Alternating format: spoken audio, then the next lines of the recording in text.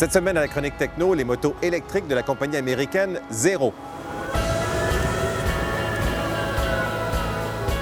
Zero, c'est pour zéro émission, mais ce n'est certainement pas pour zéro pouvoir. Ces motos sont incroyablement puissantes, plus que la plupart des motos qui fonctionnent avec des moteurs à essence, de fait, avec un moteur électrique qui est assez puissant, 11,4 kW.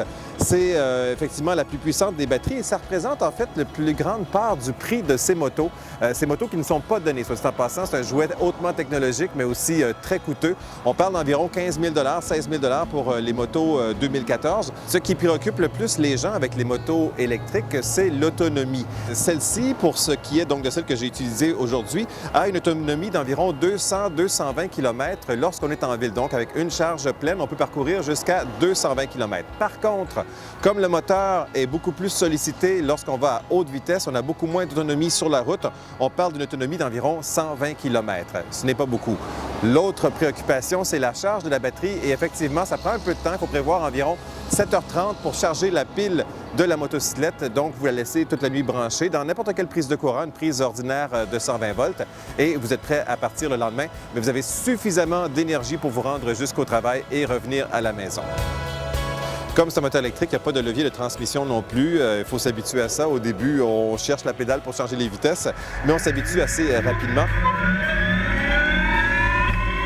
C'est incroyable de rouler dans ce silence. On est habitué à avoir un vrombissement lorsqu'on a une motocyclette entre les jambes. Bien, dans ce cas-ci, il n'y en a pas. C'est le futur. En fait, c'est le présent, mais c'est la technologie du futur qui se retrouve dans ces gadgets hautement bien pensés et bien conçus pour beaucoup de plaisir. Les grands avantages, c'est que c'est économique. On parle d'environ 50 cents, 75 cents pour faire le plein, pour faire une recharge complète, donc beaucoup moins cher que l'essence.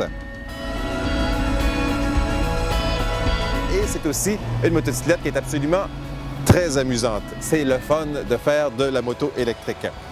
Les contres, il y a vraiment peu de choses parce qu'elle est vraiment très bien conçue et fiable. D'ailleurs, il y a des corps policiers qui l'utilisent déjà.